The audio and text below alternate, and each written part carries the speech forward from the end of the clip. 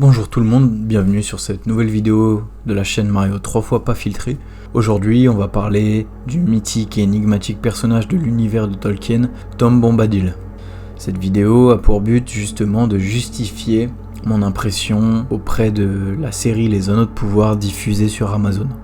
J'ai découvert ce personnage dans le tome 1 du Seigneur des Anneaux et la sensation créée en moi suscita tout de suite l'importance du personnage sur Arda et plus précisément en Terre du Milieu. Le personnage exerce une fiction créative dans l'inconscient de quiconque sait imaginer le vieux Tom.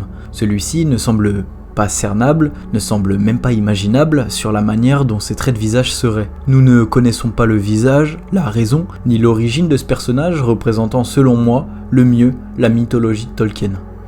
Le mystère entretenu lors de la courte présentation de celui-ci est confirmé par la folie des poèmes des aventures de Tom Bombadil menant à la création d'un fantasme autour de l'œuvre du grand Tolkien.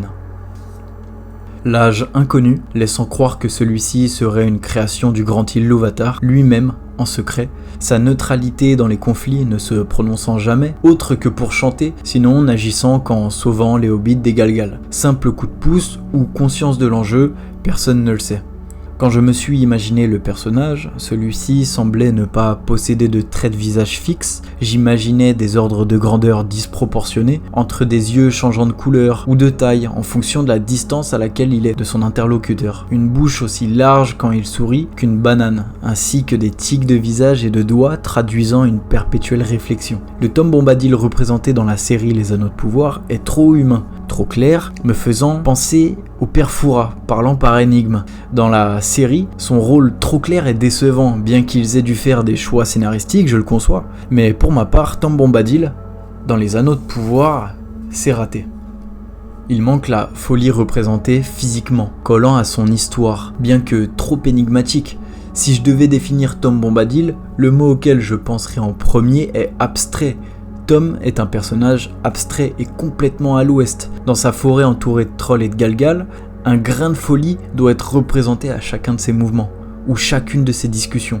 Comment peut-on représenter aussi simplement un personnage aussi complexe que le vieux Tom ? Peut-être que ce choix est voulu et adapté au public ne lisant pas l'œuvre de Tolkien. Mais quand on s'attaque à un personnage comme Bombadil, à l'image de Sauron, beaucoup de précautions doivent être prises. Je ne souhaite pas cracher sur la série, qui est selon moi une réussite jusque-là, mais qui m'a perdu depuis peu, depuis la fameuse rencontre entre Listar, qui je pense être Gandalf, c'est-à-dire Mithrandil, avec le vieux Tom. Je le répète, Tom est abstrait et incompréhensible, alors sa texture visuelle doit l'être tout autant. C'est un vrai challenge. Je continuerai de regarder la série jusqu'à représentation de Sauron, qui devra jusqu'à la fin, lui, entretenir le mystère. Ensuite, si déception de Sauron il y a, je cesserai de me faire du mal et donc de regarder la série. À voir, de bonnes surprises peuvent encore arriver. La facilité d'entretenir le mystère et le fantasme dans Le Seigneur des Anneaux de Peter Jackson à propos de Sauron est plus simple, car celui-ci n'est représenté et ne doit être représenté que sous la forme d'un spectre. Un spectre est plus facilement camouflable en vue de sa nature ombragée et anxieuse. Une représentation extraordinairement suffocante qu'a réalisé Peter Jackson dans Le Seigneur des Anneaux est très bien faite, car en même temps de coller avec les écrits, l'ombre de Sauron n'est jamais explicitement oculaire. Elle reste modelable dans l'imaginaire de chacun. Chose beaucoup plus dure à réaliser dans Les Anneaux de Pouvoir, car Sauron doit être sous sa forme physique, explicite visuellement.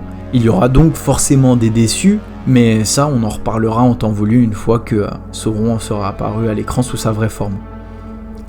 Tom Bombadil, lui, par choix, n'a pas été intégré dans les films du Seigneur des Anneaux pour ne pas allonger le film, qui était déjà un peu trop long, jugeant la rencontre avec les hobbits pas importante.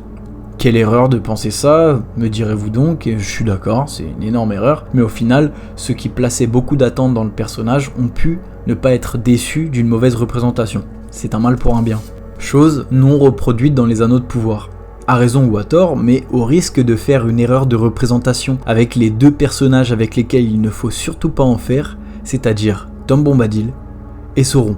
Sauron me convient pour le moment, à voir quand on devra l'observer sous sa forme en armure, car pour l'instant on le voit uniquement sous sa forme d'elfe ou d'homme quand il s'est infiltré chez ses fameux ennemis. Mais Tom Bombadil est raté pour les raisons expliquées au début de la vidéo. L'abstrait, La folie, la nature tordue et son incernabilité devraient faire de lui un personnage digne d'un Disney, un peu à l'image de Shadowman dans La Princesse et la Grenouille, si vous voyez ce que je veux dire. Je parle bien évidemment d'un point de vue des textures de visage, devant être féeriques et complètement changeant, quelque chose de complètement bipolaire.